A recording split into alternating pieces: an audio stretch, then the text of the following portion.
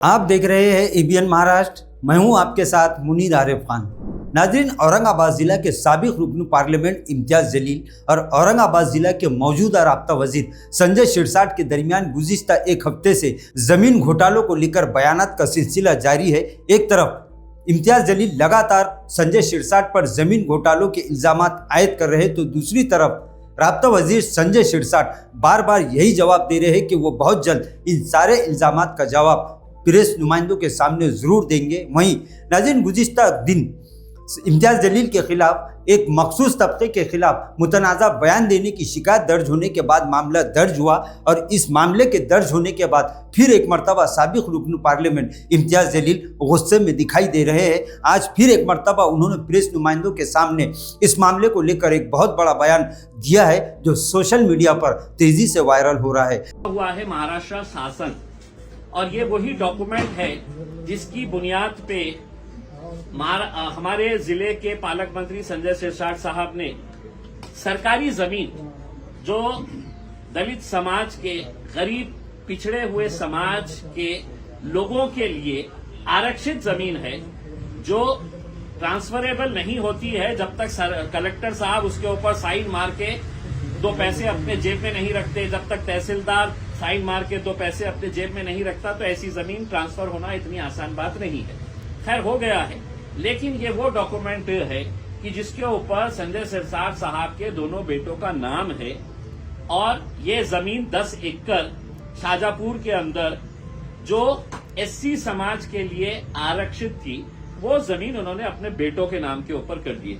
अब ये जो शब्द है, ये शब्द इसी डॉक्यूमेंट के अंदर एक बार नहीं दो बार लिखा गया है कि ये जमीन हम क्यों दे रहे हैं, तो यहां पर ये डॉक्यूमेंट के अंदर वो शब्द लिखा हुआ है।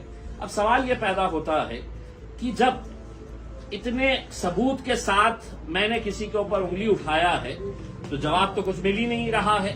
मैं हाथ जोड़कर अब हमारे पालक मंत्री संजय शिरसाट साहब से यह अनुरोध करूंगा कि साहब, अगर आप अपने समाज से प्रामाणिक है, ईमानदार है, तो यह आपके महाराष्ट्र सरकार का डॉक्यूमेंट जो कलेक्टर ऑफिस से निकलता है, अब आपने पुलिस कमिश्नर के पास जाना, जैसा आप मेरे खिलाफ एफआईआर होना, तो आपने बार बार पुलिस के कमिश्नर को, डीसीपीस को, पीआईएस को पर्सनली फोन करके आपने कहा की मला आत्ता इम्तियाज जलीलचा विरोधात एफआईआर पाहिजे।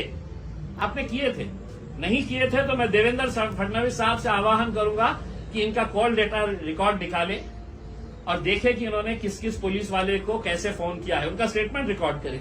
नाज़रीन, इम्तियाज जलील ने इल्जाम आयद किया कि एक सियासी साजिश के तहत और सियासी दुश्मनी के तहत इनके खिलाफ ये सारे मामला दर्ज किए जा रहे हैं। उन्होंने न सिर्फ पुलिस इंतजामिया बल्कि रियासती हुकूमत और वजीर दाखिला देवेंद्र फडणवीस पर भी निशाना साधते हुए ये कहा है कि वो बहुत जल्द इन सारे मामला को लेकर नेताओं से लेकर अफसरान को भी अदालत में जरूर खींचेंगे। उनका ये कहना है कि वो बहुत जल्द इस मामले को लेकर बॉम्बे हाईकोर्ट का दरवाज़ा खटखटाने वाले हैं। नाज़रीन, वहीं इम्तियाज जलील के खिलाफ जैसे ही एक मखसूस तबके के खिलाफ मुतनाज़ा बयान देने का मामला दर्ज हुआ, उसके बाद से फिर एक मरतबा दलित समाज के नेताओं की जानिब से भी लगातार बयानात का सिलसिला जारी है।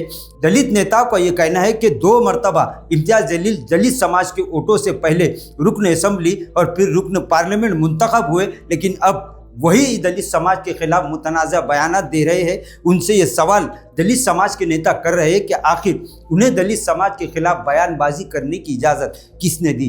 या दलित समाजामुळे तो खासदार झाला होता, या बुद्ध समाजामुळे तो आमदार झाला होता। तो आज जो काही करतोय ना, फक्त या समाजामुळे करतोय। त्यावेळेस जर बुद्ध समाजाने त्याला वोट दिले नसते, तो खासदार झाला नसता, तो आमदार झाला नसता। मग आमच्या लोकांनी वोट याच्यासाठी दिलेत का त्याला, का बा तू आमच्याच भावना दुखवायच्या आणि संसद मध्ये याच्यासाठी पाठवलं का तू डॉक्टर बाबासाहेब आंबेडकरांच्या समाजाच्या बद्दल बोलायचं, महाराष्ट्रामध्ये तुला पाठवलं विधानसभेमध्ये याच्यासाठी पाठवलं का आमच्या समाजानं, का बा तू विधानसभेमध्ये जाऊन आंबेडकरी चळवळीच्या लोकांबद्दल बोल किंवा आंबेडकरी समाजाला बदनाम करायचं। त्याच्यावर या महाराष्ट्रामध्ये सातत्याने गुन्हे दाखल होतील और दररोज गुन्हे दाखल होतील। नाज़रीन, वहीं एक दलित नेता ने इस बात का ऐलान किया कि वो बहुत जल्द इस मामले को लेकर इम्तियाज जलील के घर पर मोर्चा निकालने वाले हैं और उन्होंने कहा कि मोर्चे की तैयारी तमाम दलित समाज के नेताओं से बातचीत के जरिए की जा रही है। अब त्याबद्दल आम्ही आता भविष्यात आणि लवकरात लवकर इम्तियाज जलील विरोधात भव्य असे निदर्शने आणि मोर्चा आणि त्याला आम्ही जॉब विचारणार आहे का तुझी मानसिकता आज पण दलिताच्या विरोधात आहे का? कारण तू दोनदा तीनदा आमच्या समाजाबद्दल अपमानित शब्द वापरलेला आहे. आम्ही त्याच्या घरी तो म्हणतो ना आम्हाला विचारायला आली पाहिजे म्हणून आज 2-4 दिवस आम्ही त्याच्या घरी जाणार आहे. हरिजन नावाचा शब्द आणि दलिताला अपमान करण्याचा त्याला कुणी अधिकार दिलेला आहे? या जॉब विचारण्यासाठी आम्ही सर्वजण त्याच्या घरी जाणार आहे.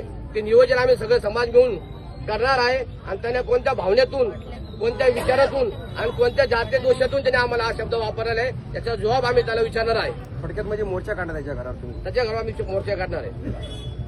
अब देखना ये है कि इस मामले को लेकर इंतजामिया और हुकूमत क्या कदम उठाता है और इम्तियाज जलील इस मामले को लेकर अगला कदम क्या उठाते हैं। नाजरीन, आज के लिए बस इतना ही।